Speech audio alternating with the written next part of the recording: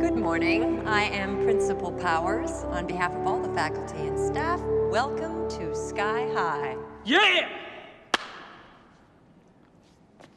In a few moments, you will go through power placement and your own heroic journey will begin. Power placement?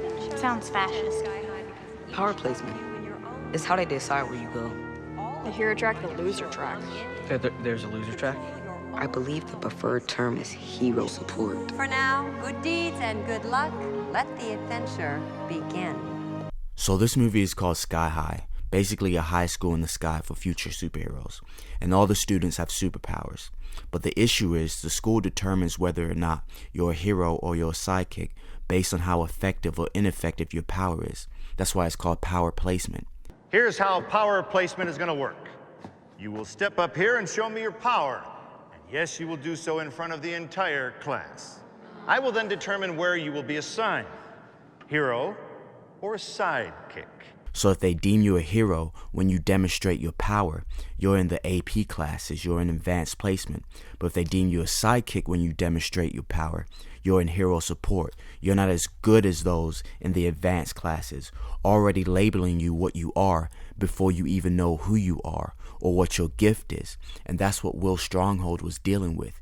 He didn't have a power yet. He didn't have a gift. He didn't know what his calling was or his purpose was in life. You're a flyer, just like your ma. Why don't you say so?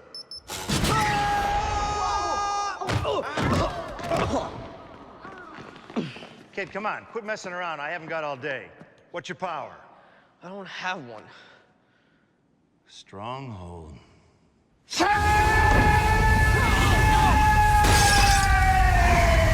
Kick! So power placement was technically an exam because they're straight up examining you. And the exams are society's methods of telling you what you're worth. So if you fail the exam, that's the school system's way of telling you you're a failure. So let them do that for 12 years. What is your subconscious mind going to think? That you're a failure. All of this is done by design. Page 556 in the book The Creature from Jekyll Island by G. Edward Griffin. In the first publication of the General Education Board, Fred Gates explains the plan. In our dream, we have limitless resources, and the people yield themselves with perfect docility to our molding hand. The present educational conventions favor our minds, and unhampered by tradition, we work our own goodwill upon a grateful and responsive rural folk. We shall not try to make these people or any of their children into philosophers or men of learning or of science. We are not to raise up among them authors, orators, poets, or men of letters. We should not search for embryo great artists, painters, musicians, nor will we cherish even the humbler ambitions to raise up from among them lawyers, doctors, preachers, statesmen, of whom we now have ample supply. The task we set before ourselves is a very simple as well as a very beautiful one, to train these people as we find them to a perfectly ideal life just where they are, in their homes, in the shop, and on the farm. I see I'm digging at your pride. You thought that you could hide, that the system is a lie. Wasn't built for me to thrive. It don't love nobody like me. Diplomas won't determine who I am or who I might be. This is a quote from Frederick T. Gates, a business advisor to John D. Rockefeller in 1913. Education as a tool for human engineering. The third printout is dated 1904 and is a report issued by the General Education Board, one of the first foundations established by John D. Rockefeller Sr. The purpose of the foundation was to use the power of money not to raise the level of education in America, as was widely believed at the time, but to influence the direction of the education. Specifically, it was to promote the ideology of collectivism and internationalism. The object was to use the classroom to teach attitudes that encourage people to be passive and submissive to their rulers. The goal was, and is, to create citizens who are educated enough for productive work under supervision, but not enough to question authority or to seek rise above their class. They don't want people who are smart enough to sit around the kitchen table and figure out how badly they're getting fucked by a system that threw them overboard 30 fucking years ago. They don't want that. You know what they want? They want obedient workers. Obedient workers. People who are just smart enough to run the machines and do the paperwork and just dumb enough to passively accept all these increasingly shittier jobs with the lower pay, the longer hours, the reduced benefits, the end of overtime, and the vanishing pension that disappears the minute you go to collect it. And now they're coming for your Social Security money. The true education was to be restricted to the sons and daughters of the elite. For the rest, it would be better to produce skilled workers with no particular aspirations other than to enjoy life. I love my life. It's something about finding your lane and just staying in it. That's why they call them comfort zones. They're so damn comfortable. Oh, yo!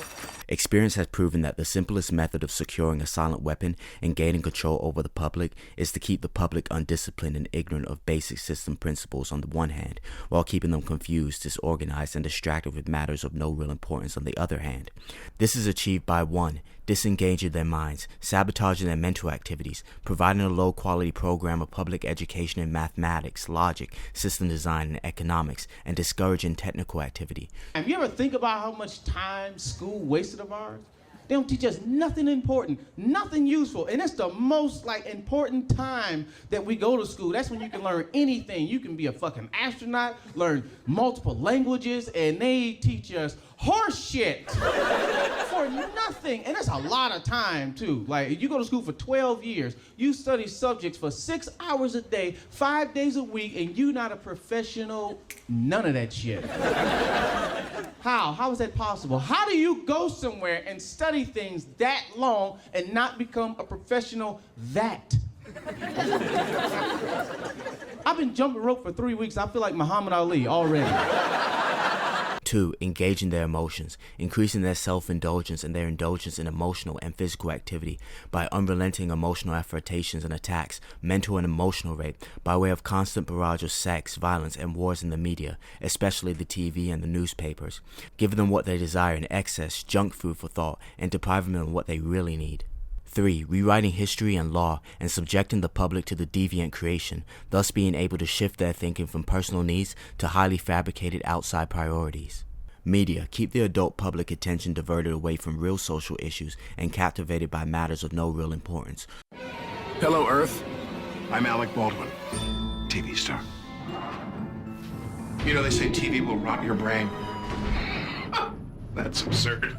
TV only softens the brain like a ripe banana to take it all the way. We've created Hulu. Hulu beams TV directly to your portable computing devices, giving you more of the cerebral gelatinizing shows you want anytime, anywhere, for free. Schools, keep the young people ignorant of real mathematics, real economics, real law, and real history. Entertainment, keep the public entertained below a 6th grade level. I only act out because I want your love. Dynamite! Mushy mush. And the best part is there's nothing you can do to stop it. I mean, what are you gonna do, turn off your TV and your computer? Once your brains are reduced to a cottage cheese like mush, we'll scoop them out with a melon bowler and gobble them right on up. Oops, I think I'm drooling a little. Because we're aliens, and that's how we roll. Hulu, an evil plot to destroy the world. Enjoy. Work, keep the public busy, busy, busy, with no time to think, back on the farm with the other animals. But choose carefully, because you'll stay in the job that you pick for the rest of your life. The same job for the rest of your life? I didn't know that. What's the difference? Huh? So you'll just work us to death? We'll sure try. The public cannot comprehend this weapon, and therefore cannot believe they are being attacked and subdued by a weapon. Why would you put a kid in a room behind a desk when the sun is out for their whole entire childhood? Not put them in front of water or ocean or anything that inspires them. Dim lights. If you notice, schools, jails, and hospitals all look exactly the same. Why wouldn't it be in something inspiring? Because it's a program to keep us controlled. When you have to have order of masses, you have to have them all doing the same thing so you can know what they're doing, you can monetize what they're doing, you know how they're doing it. At a very early age, I was like, yo, all this shit y'all teaching me, none of it makes me think I'm number one. It would make me, if I believe that y'all are teaching me, that I'm number two, that I could never be a boss. They never teach us how to pass laws and lobby or be politicians, and that's the only way to make change. It has to be strategic. When a cycle continues over and over again without change, it's either insanity or it's intentional. Somebody's losing, which is us, but somebody's winning, which is them, and they're controlling the game. The public might instinctively feel that something is wrong, but because of the technical nature of the silent weapon, they cannot express their feeling in a rational way or handle the problem with intelligence. Therefore, they do not know how to cry for help and do not know how to associate with others to defend themselves against it. When the silent weapon is applied gradually, the public adjusts, adapts to its presence, and learns to tolerate its encroachment on their lives until the pressure becomes too great and they crack up. No, I guess I felt trapped.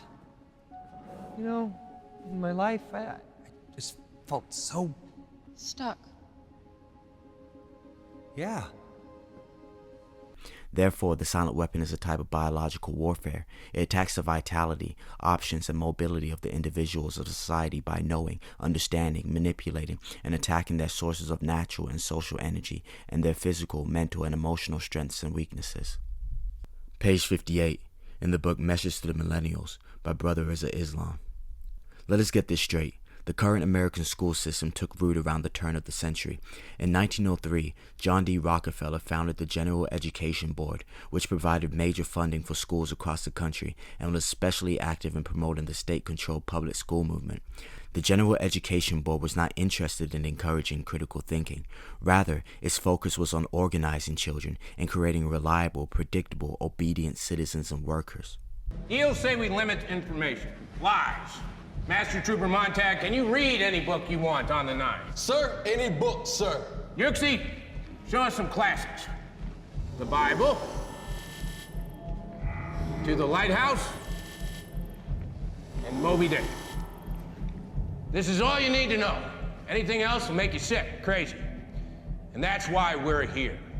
To protect you and to keep you safe and happy. Understood? Yes, sir! As award-winning former teacher John Gatto puts it, school was looked upon from the first part of the 20th century as a branch of industry and a tool of governance. The Rockefellers, along with other financial elite and their philanthropic organizations such as the Gates, Carnegies, and Vanderbilts, have been able to mold society by funding and pushing compulsory state schooling for the masses. Little knowledge is a dangerous thing. You read a few lines, you're ready to blow up the world, chop heads off, destroy authority. I know. I've been through it all.